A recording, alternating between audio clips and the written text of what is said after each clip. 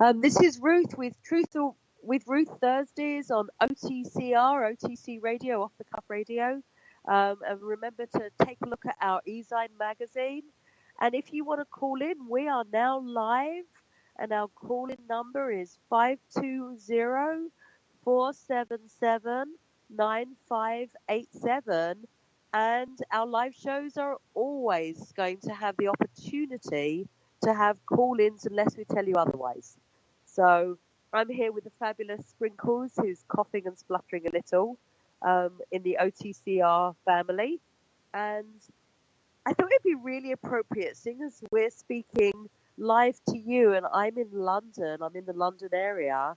London's definitely been on the news today, if anyone's been watching the news, the last 24 hours, because we did get a fairly devastating attack in our beautiful city. Actually, it's one of my favourite parts of the city of London, because the Houses of Parliament some years ago, that Westminster area, is just gorgeous. It's lit up at night. It's magical. And it had a big clean-up, a refurbishment some years ago. And all the buildings got completely scrubbed clean. It's like taking a toothbrush and scrubbing your teeth until they're all shiny. They really did a fabulous job. It looks beautiful. It was done all in time for 2012, the Olympics that were held in London. And it still looks excellent. So well worth a visit. And don't be put off, because at this point, if anyone is coming to England and visiting, I would say that the security here has been a bit ramped up. There is more police presence everywhere. They were expecting, or at least anticipating, some kind of an attack here. And unfortunately, we did have that occur. So I can't say it was minimized by police presence, but it was certainly taken in hand quite quickly. And, the damage was lessened perhaps by the fast speed of our police here. So anyway, I just thought I'd start with something relevant and current. But, of course, there are much more wonderful things happening all around England that I am discovering, because I've only been back here as a resident since the middle of November, and I'm discovering all kinds of extraordinary and interesting things that you can do here, which I'd love to share with all of you. So Sprinkles, how are you today? I know you're a little bit coughy and spluttery. I'm good today, thank you. All right, so let me talk a little, and Sprinkles, you can jump in and interject anything you like, and anybody else, feel free if you want to call in and ask questions. I have a few things that I've been doing recently. One is I joined a mastermind group some time ago with some incredible women. One of them is going to be on our show in April, actually the first Thursday in April. We're going to be bringing her on, and her name is Kim, and she'll be well worth looking out for, because she does peace mediation and peaceful conflict resolution with clients from all over the country and all over the world. You'll find her on YouTube everywhere. She's amazing. She's actually a trained attorney and a trained life coach. So the combination is quite wonderful. And so she does mediation and tries to help couples to stay together. She doesn't just do divorce. She does peaceful resolution so that people can actually hold it together. It helps people with situations, even with the passage and transition of between worlds and life and death and all kinds of things. So she'll be a really interesting guest for us. And what else is going on? So I asked my mastermind group, of which he is one of them, what I should do socially, because it tends to be a business group, and I've just come back to England with 30 years in America and don't know anyone. So if any of you have landed somewhere new and need to start over, I have some good ideas. So one of them that came up in that mastermind group was go join a meetup group. And I did not realize that there is meetup groups all over the world for all kinds of reasons, from yoga to pottery to socializing. So I joined 2 groups so far, and I'm looking at a third, and the third one is yoga and hikes. But I joined a group called Law of Attraction, and that's also all over the world. And it's a group that I meet with bi-weekly, so it's twice a month. And there's a fabulous gentleman full of wisdom who's quite a life coach and a spiritually attainable individual who's seeking his own mastery. And he leads the group with his own training from Law of Attraction and is teaching us the principles of the laws of the universe. It's absolutely fascinating. So I've learnt the first 7 laws and how they apply, and I've been having a few breakthrough aha moments. I had one last night because we met last night and had 2 meditations that were phenomenal, absolutely extraordinary. One of them was a meditation that guided you out towards your goals, your dreams, your wishes. And then the second meditation was to clear anything that would be in your way from your own energy field. Now, one of my girlfriends who's also on this journey, she said, well, why didn't he clear you first and then send you out to get your goals? And I wondered that too, and I will ask him about that. But I also felt that it just felt right. The way you did it felt right because you took us out first to see where our potential could go and then brought us back to see any blocks that were standing in our way. I don't know. It just felt like a good idea. What do you think, Sprinkles? Sounds good.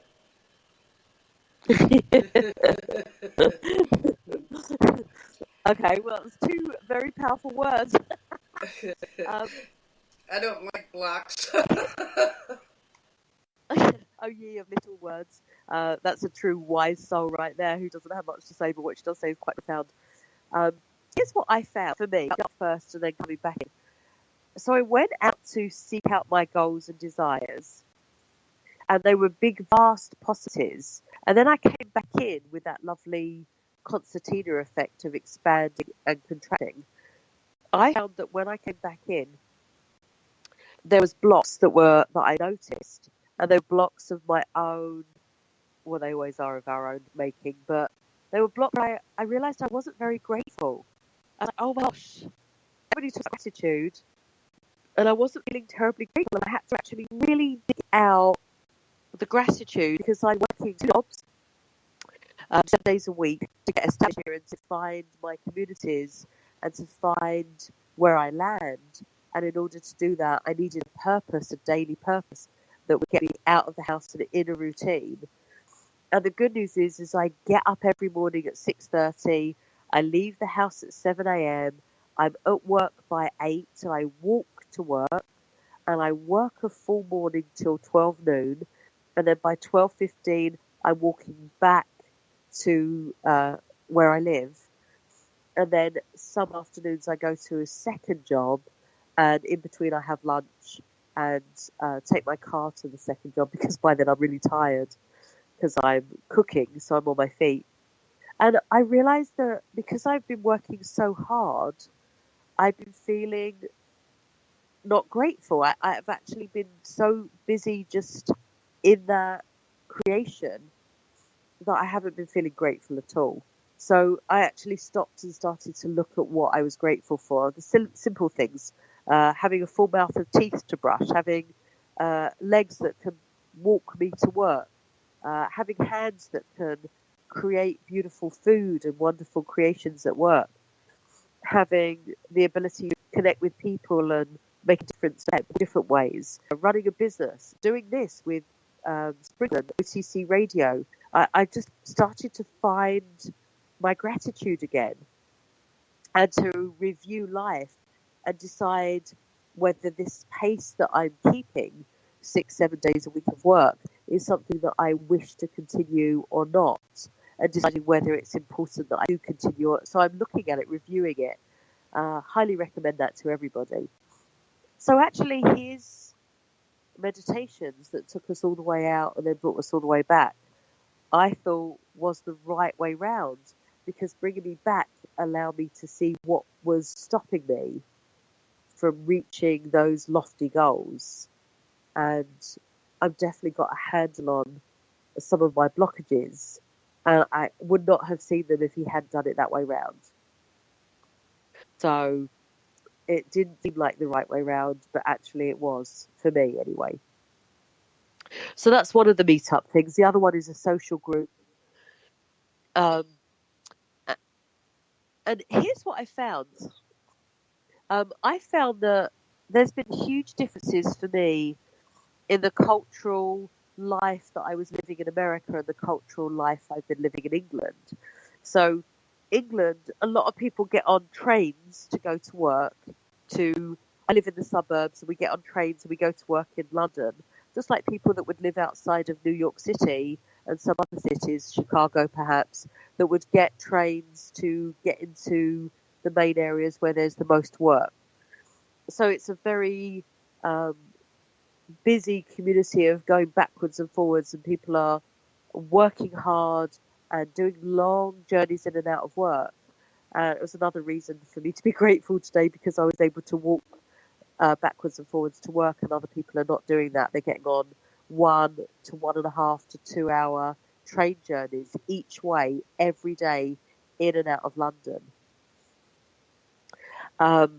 And that's one big cultural difference. The other cultural difference is generally they go out to eat a lot here, because there are many, many, many restaurants.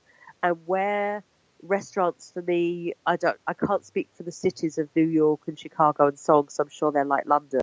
But in a lot of the suburb areas of Los Angeles and the areas that I lived, the restaurants would close, I don't know, probably about 9 o'clock at night. And here, a lot of people go out to eat at 8, 9 o'clock at night. Goodness knows what's happening to our digestive systems here, because how late do you go to bed before you let things digest? Oh, goodness. So, I mean, seafood takes, I think, something like, 4 to 6 hours to digest.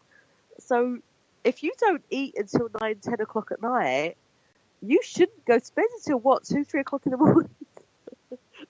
I don't know how that works, but that's not me. I try not to eat that late, but that is late.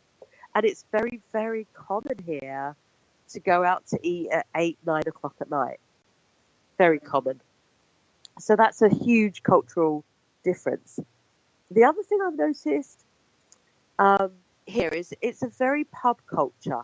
So where in America somebody would say you go 2 blocks and then you turn left, and then you go 3 blocks and then you turn right. Here it's go to the first pub on the left and then go down 2 roads and there's another pub on your right, and turn right there. And you're like, oh, pub landmarks, okay. And the reason why they're landmarks is because it's a huge pub culture. So last weekend was St. Patrick's Day. And it was really interesting here. I haven't been in England for 30 years for St. Patrick's Day. There was people with green everything, green faces, green clothes, green shoes, green wobbly things that wobbled about on their heads, green hats.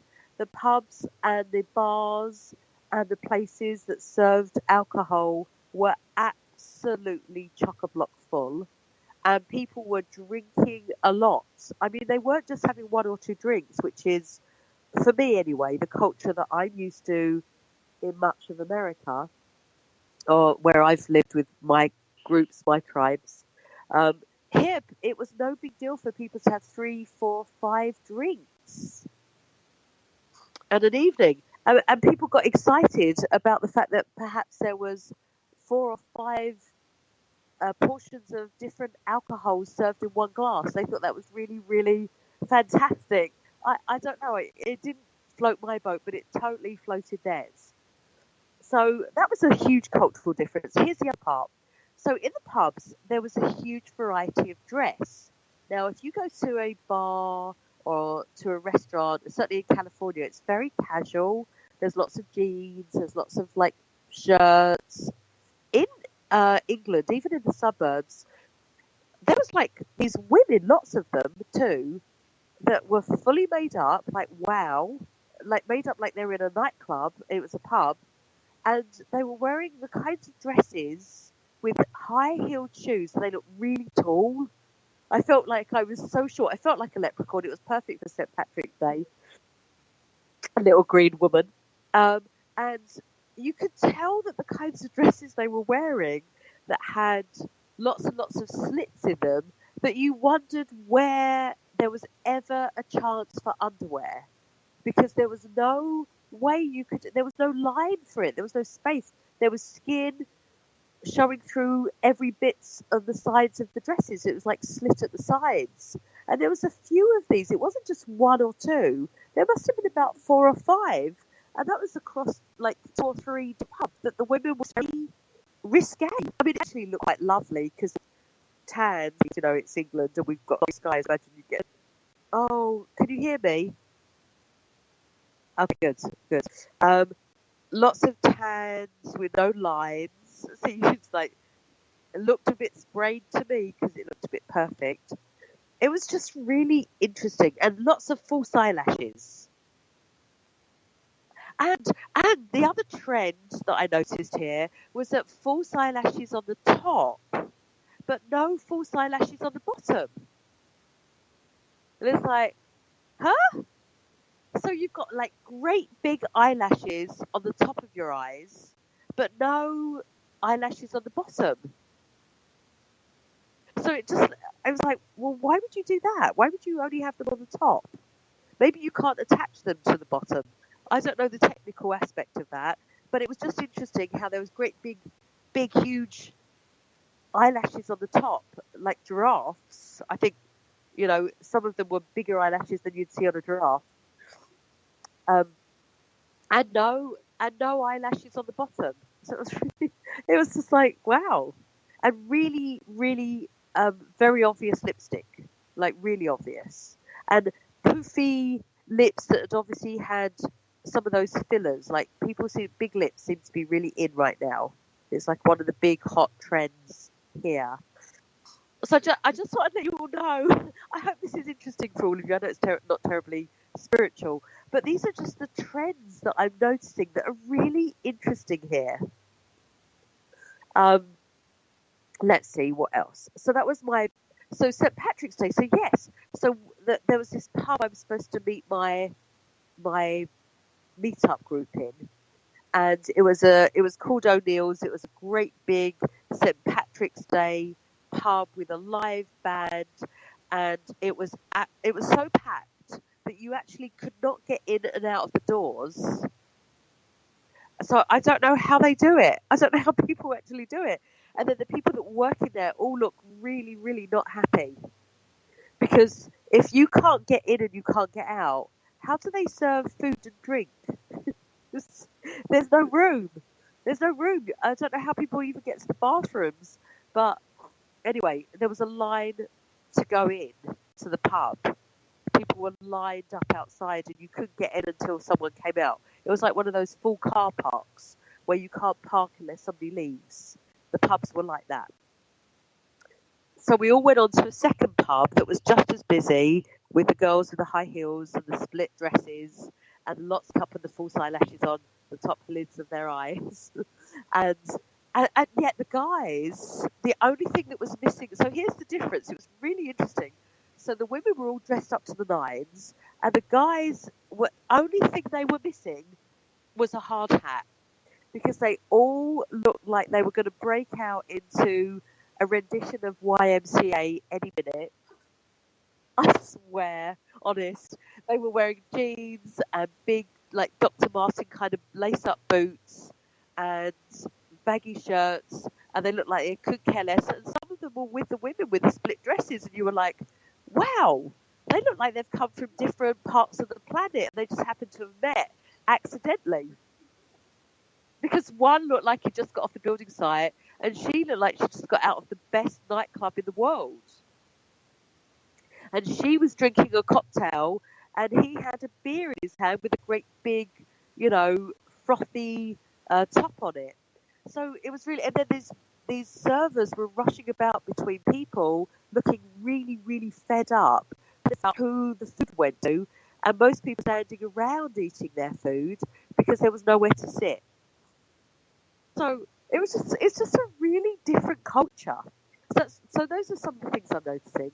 The other parts, oh my goodness, parking. Okay, so parallel parking is a definite thing here, right? So in America, wherever I lived, generally, except unless you're in the cities, which I know I keep saying that about the city because I know it's different. But generally, if you get out of the cities in most of America, we're geared up for the car. We've got several lanes. We've got lots of parking. You just park your car and you're done. And here, you have to get what seems like a small car into a tiny space. And you look at the space, you think, yeah, I'll fit. And then you're huffing and puffing and sweating. You've got to get your angles right. You have to be really good at geometry to park your car here in England because there's like not a lot of room. And even if you've got a small car, and I drive a small car, trying to negotiate the space is really quite stunning. And then if you don't make it on the first attempt and you have to go out and come in again, all the other drivers are really upset with you. And it's likely that you'll get people, yelling out of windows and swearing at you and everything. And you're like, I'm sorry, I'm American. I'm trying to be British, but it's not working. So those have been some of my realities of living in the UK from the US. And then there's the high streets. Every single part of England that you go to, there's a high street.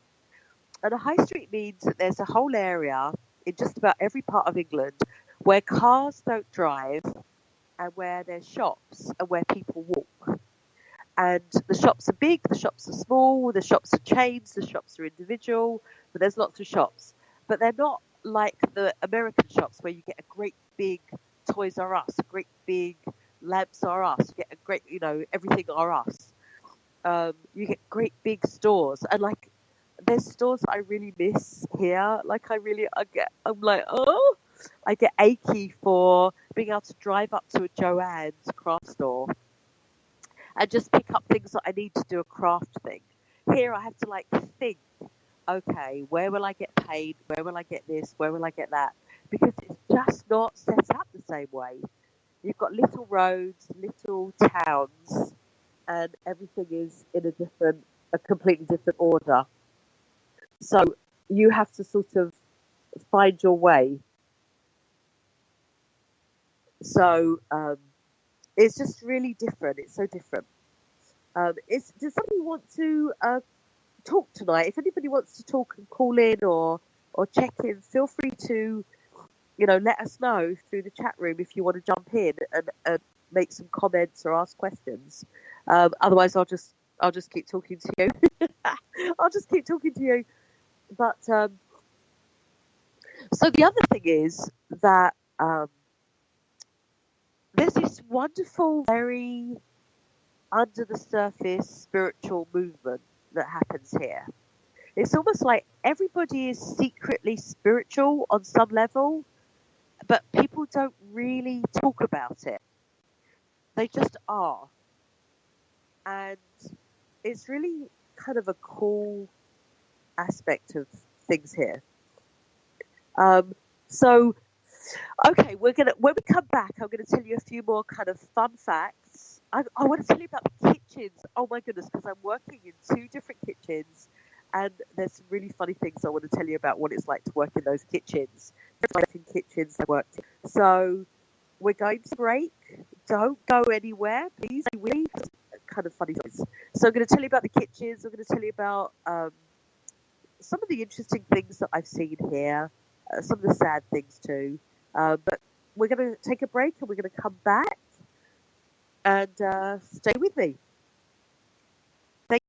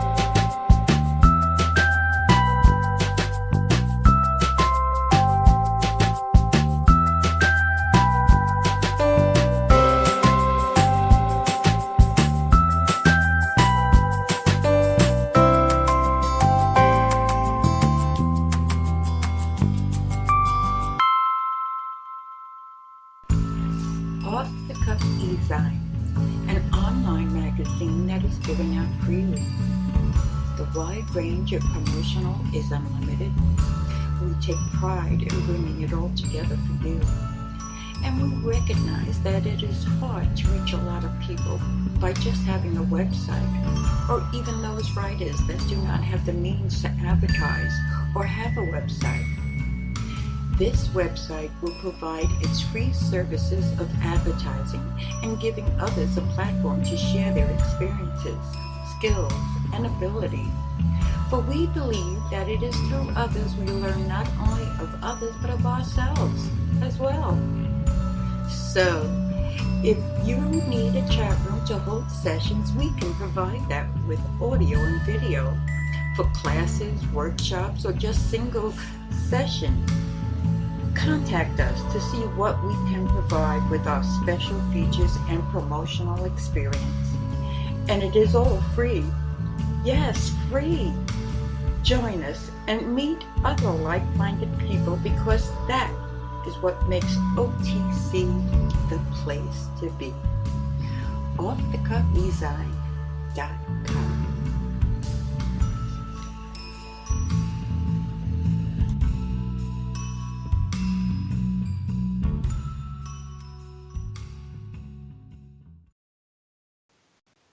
Hello, welcome back to Truth with Ruth Thursdays and Off the Cuff Radio and the E-Zine magazine.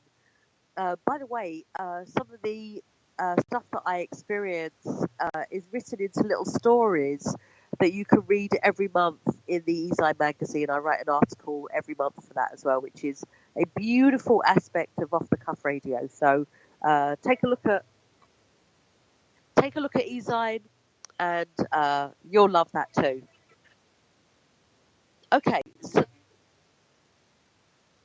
so let me just tell you my experience on a daily basis at the moment. I've been working in 2 restaurants. The first one is a little bistro, quite close in walking distance again to where I'm staying with my mother, because I've only been back in England since November and finding my way into a new country, essentially, even though it's a country I started. Ultimately, it's a new country because it's my roots, but I haven't lived here for 30 years. It's a long time to be away. So I'm definitely much more American than I am British. And sometimes it really shows. The things I say, the things I do. Some of the people think I'm a bit blunt and outspoken and outrageous because they're all a bit conservative and don't really necessarily speak out about how they feel. It's not that they're not honest, it's just they're more subtle. And I tend to be a bit more outspoken, and I love that about being American. Anyway, so the first restaurant is a little bistro that's usually open late afternoon through till the evenings. Occasionally it's open for lunchtime and dinner, but it's mostly dinners. So their menu consists of mostly burgers and pasta, a couple of pasta dishes, but mostly it's burgers. It's almost an American fare, if you like, and some lasagnas and things that are homemade. What's happened since I've been there, because I've lived on ashrams and lived this very interesting life as a pescatarian, mostly a vegetarian who eats a little fish, is I've been bringing them the vegetarian dishes into the restaurant. So in a lot of cases in the restaurants that I've worked in, certainly the second one that I just started working on Monday, the front of the house, which is where all the customers sit, the actual restaurant bit, it's really quite lovely. It's neat and it's clean and it's all pulled together.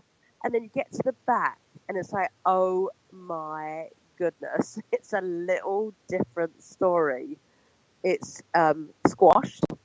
A lot of the cooking areas are a lot smaller, certainly in the little bistro that I'm in. There's all of us climbing all over each other trying to do everything. And where you see on restaurant shows that this one's preparing appetizers and that one's preparing the main course and this one's doing dessert, in small restaurants like the ones I'm working in, actually, we're doing everything all at once. So I'll be doing an appetizer, a main course, and a dessert for 3 tables all at one time. and it's just a bit mad. It's almost like you're balancing a dessert ice cream thing on your head while you've got an appetizer in the left hand and the main course in the right. And so it's a bit crazy, actually. And so there has been moments where I've served up the wrong thing.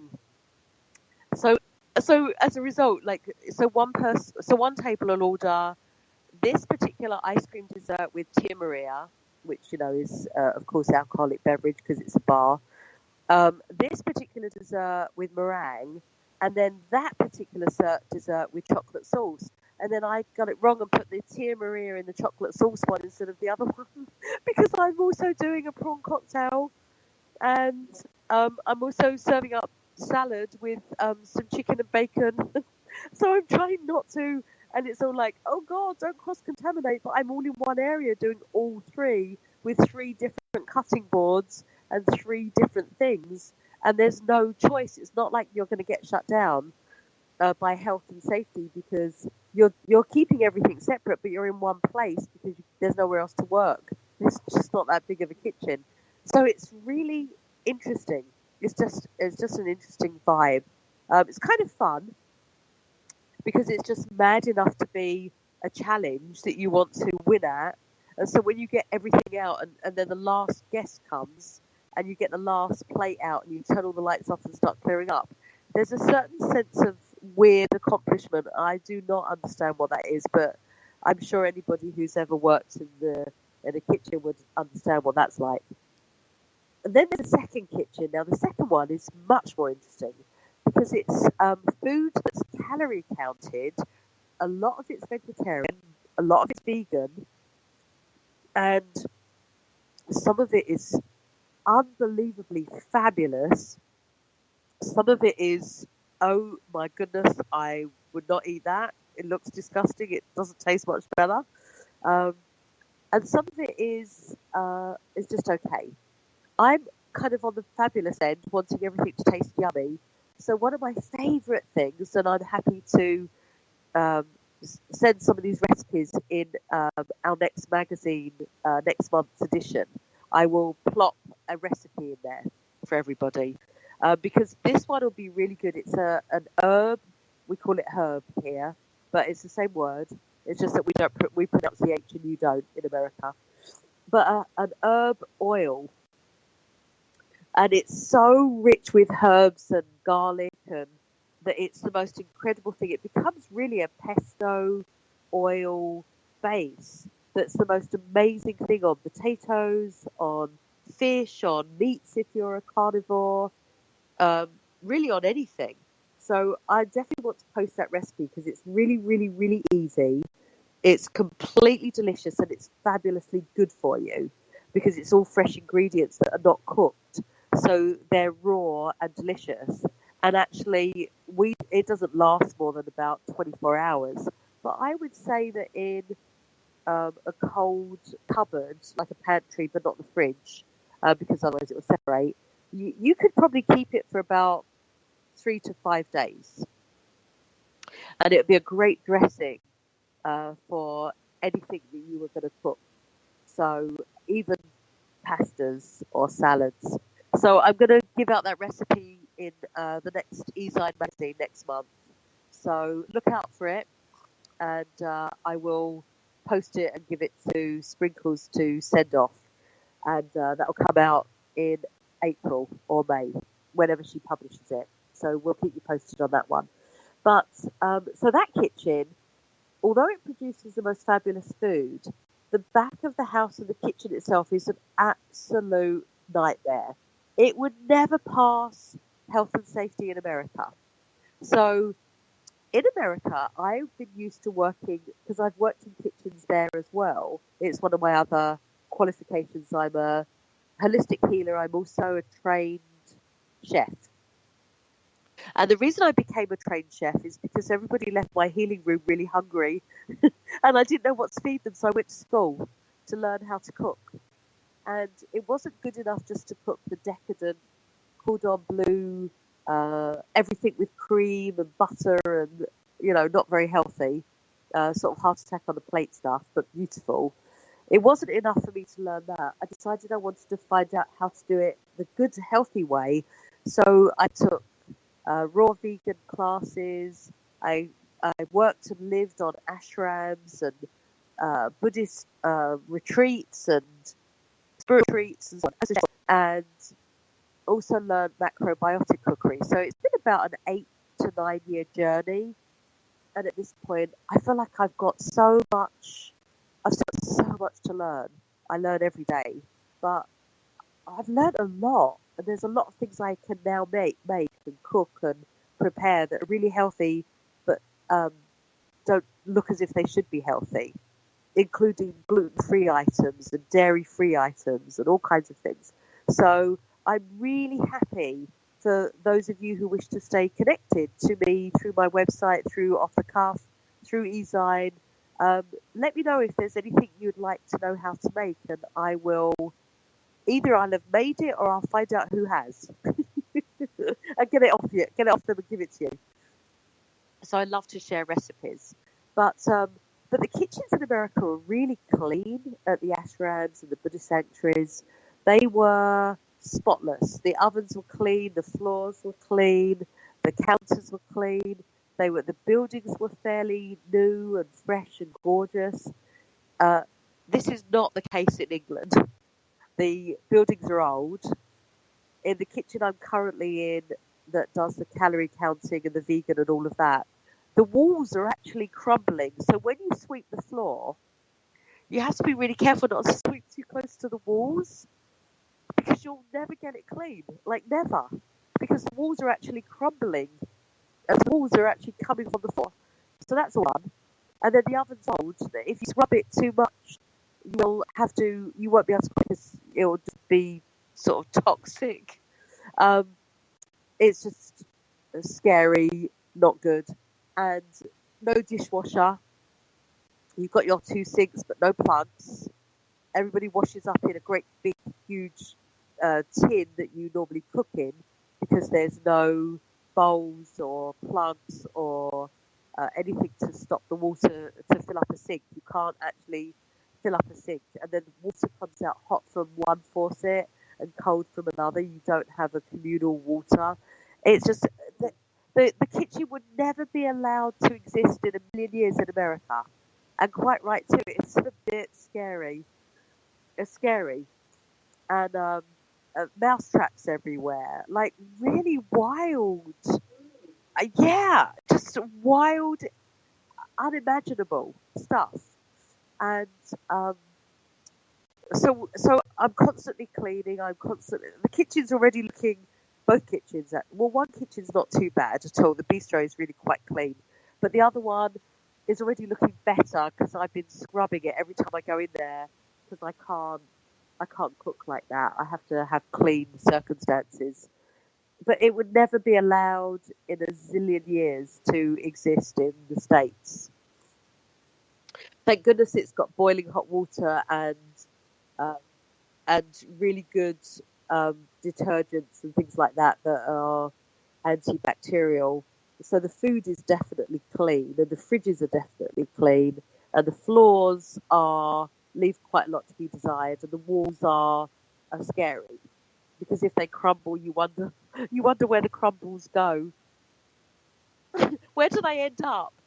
But the food is actually delicious. Fortunately, it's all off the floor, well off the floor on counters and so on. So we don't have to do too much. But it's still not at the standards which I really appreciate in the States, where the standards of the buildings are so much safer and so much cleaner than here. I can't believe that these places aren't shut down, because they should not be allowed to operate the way they are. But it's an interesting education for me. It really is. It really, really is. One restaurant that's a vegetarian restaurant lets people come in with dogs inside the restaurant. So people are sitting at the tables eating their food with their dogs. Like, I don't think that would happen. Yeah. I don't think that would happen in America, would it? I mean, outdoors, yes, but these dogs are sitting inside on people's laps. And, wow, really? Yeah, so the customers can come in and sit in the restaurant with their dog on their lap. I know. So there's just been some things that I've seen here that I'm like, wow, you just would not see that in the States. And then I stand there staring, and people give me a dirty look. And they're like, what are you staring at? And I'm like, I'm sorry, I didn't realize I was staring. I'm just fascinated because what you're doing is so different to where I've lived for 30 years, and I can't believe you're doing it, getting away with it, and it's okay. So it's really different. It's just, yes, obviously very different here. Maybe because it's such an old country and it's so not as clean as the US, because the buildings are hundreds and hundreds of years old. Really old Victorian buildings with, some really interesting, extraordinary features. Okay, so one of the features in the second restaurant that I work in, that's the vegan vegetarian one, they have a dumbwaiter. So when I cook anything, I send it up with a pulley system. So, and I know it's got there because they say thank you. They shout it down the tunnel thing. So I have to pull this really sort of like slightly grotty, greasy rope that must have been there hundreds of years to on a shelf that's clean, but the rope that you pull on is this chain system that's so old. It's this old original dumbwaiter. It's funny that it's called a dumbwaiter, isn't it? Because it's like obviously a waiter that doesn't speak.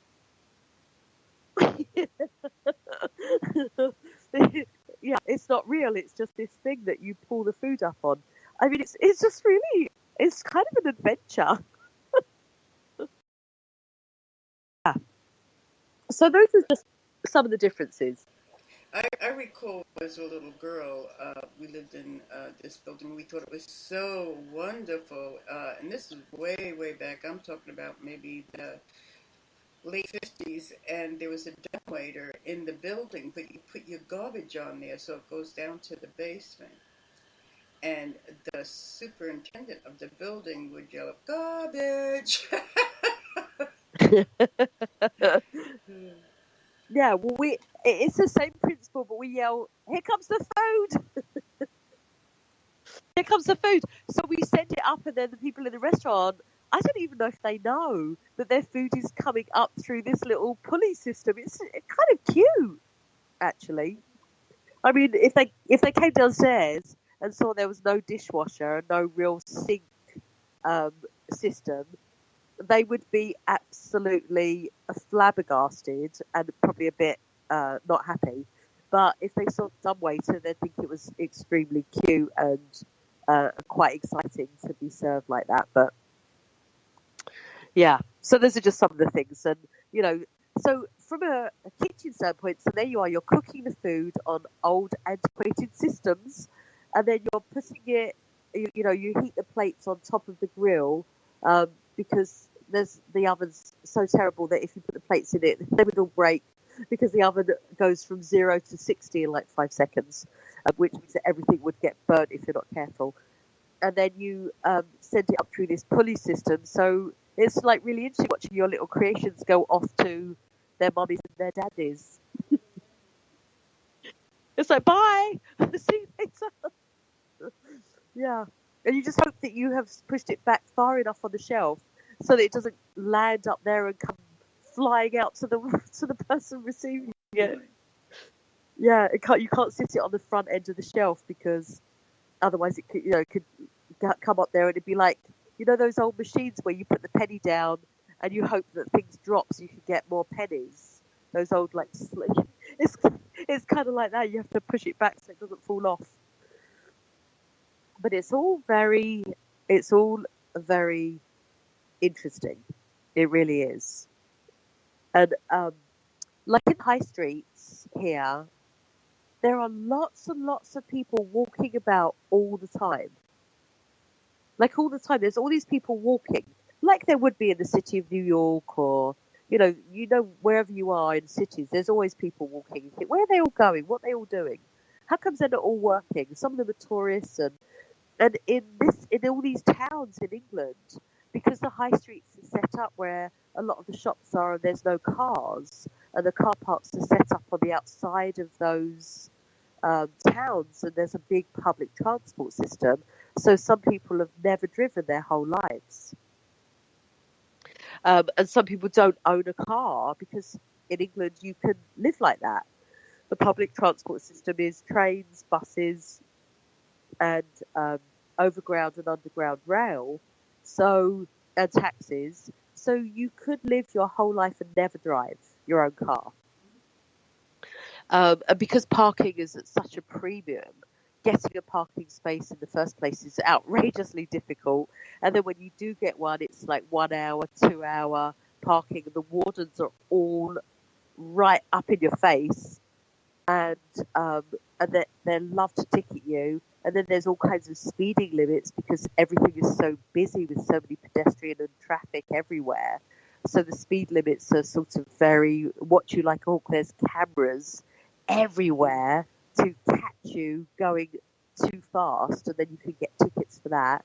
And now, if you're not on a hands-free phone, the police will stop you in a moment and ticket you just for holding your cell phone in your hand while you're driving.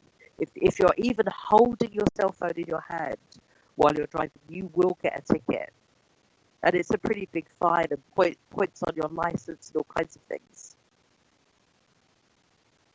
And if you get too many points on your license here, they will take your license away and stop you completely. So it's really interesting. Sorry. Yeah, so it's just a really culturally quite a different lifestyle entirely. And the other shocking thing, is that you've got these beautiful restaurants in places like Covent Garden, which, if anyone saw My Fair Lady, you'll know it used to be a flower garden. And now it's a place full of shops and restaurants. It's trendy, it's fun, lots of gift shops, lots of things to buy, not outrageously priced, a really fun tourist attraction.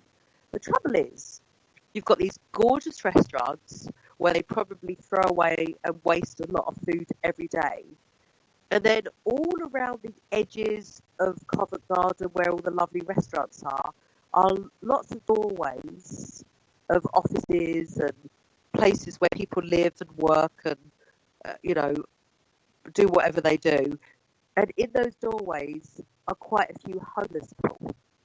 So right next door to a fabulous restaurant could easily be somebody laying in a cardboard box. It just seems like it's such an odd, sort of balance, where you've got somebody laying in a box and you've got somebody eating at a fancy restaurant, and they're within a few yards of one another.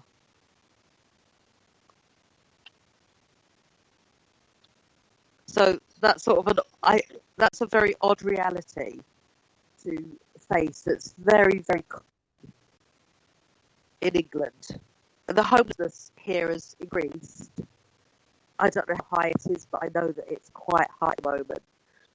And which is strange because we've got socialised medicine and we've got socialised housing and we've got all kinds of government help that's been here, and yet we've got a huge homeless population, and right next to beautiful, gorgeous restaurants that throw away so much food and waste so much food, and there's leave over so much. There's people laying in cardboard boxes that don't have much at all. It seems quite an odd balance, but that's just from an observer standpoint. I'm sure governments and people that have lived here many years would have a different explanation, but that's just from my observer standpoint as a newbie that's just landed here a few months. So yes, some odd stuff. And I've seen a lot of alcoholism, a lot of a lot of people smoke cigarettes. You see them all standing outside pubs and standing outside restaurants smoking cigarettes. And a lot of people openly drunk with red faces, swerving all across the road. And even in the middle of the day, like I study at one restaurant at 8 o'clock every morning, and I do see quite a lot of people swaying and walking, you know, quite drunk. Yeah, I do see the vape cigarettes here too. It's beginning to catch on here, and there's vape shops and so on, which I think is a great idea because lung cancer and a lot of cigarette and smoking related diseases have definitely been taking their toll on the systems here, on the health system here. The hospitals are really filled with quite a lot of cases. So there's now quite a big campaign to try and help people curb the habits because it's costing the system a great deal of money. So that's changing, but very slowly. So those are just my awarenesses that I wanted to share with all of you. I know that we're closing our show. We're completing. I hope you've really enjoyed hearing about cultural differences in the UK. I will not always talk about this. That's just today. Next time we'll have guests and all kinds of yummy things. Keep listening. And of course, there are other shows on this fabulous OTC radio that you're going to want to tune into and listen to, including some wonderful channels of healing and light. And we are closing up this show tonight. Thank you so much for your time. True with Ruth Fudges. Thank you to Sprinkles. Look out for us on Eastside Magazine. I'll have that more waiting for you. And take care and have a blessed week.